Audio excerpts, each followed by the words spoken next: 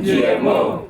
Down to gender. Atumia aya aria ni ahuri biacara nini mokiriire thirikari na kumiuria ndikae gwitikiria mbembe cia GMO ikorwo ikirehwo guku bururi-ini kuona uyu ugukorwo uri mugaru na wendi wa muingi. Mahakama imekubaliana na sisi na imesema ya kwamba serikali isiitishe ama isiingize mahindi yote ya GMO ama mbegu yote ya GMO nchini Kenya mpaka hii kesi yangaziwe ama isikizwe.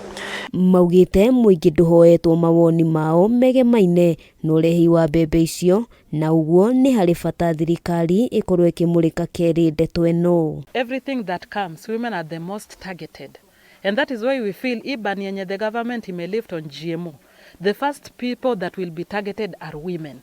And we know the impact and the effect of hizo mbegu zenye zimeletwa Kenya. And you know, once these women have been lured into these seeds, what will come next? Tutakuwa na issue ya risk of health, tutakuwa na issue ya sickness, and we feel that the government has violated the right of women. Ni vizuri tuingie tujue ya kwamba hatutapata magonjwa ya kansa. Tunataka watupatie wakati tuombe kitambo waseme GMO ikuje Kenya, because we don't know it. Ni kitu hatukijui na tunataka kukielewa na tunasikia kina madhara. Kwa hivyo tukiomba serikali inunue mahindi ambayo ni mahindi ya kawaida, lakini wasitupatie mahindi ambayo inaweza kutudhuru hapo baadaye.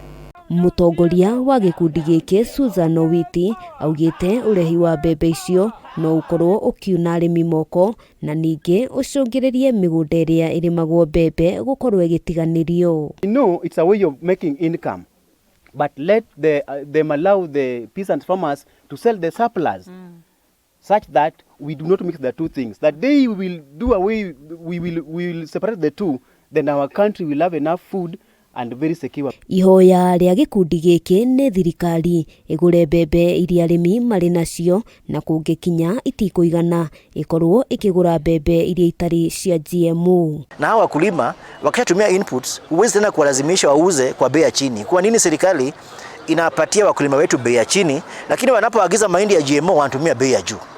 Wanapoagiza mahindi kutoka nchi za nje wanatumia bei ya juu. Kwa nini wakulima wetu wanagandamizwa? Handu-ini ha Kameme TV ritwa riakwa ni Wambui wa Njuguna.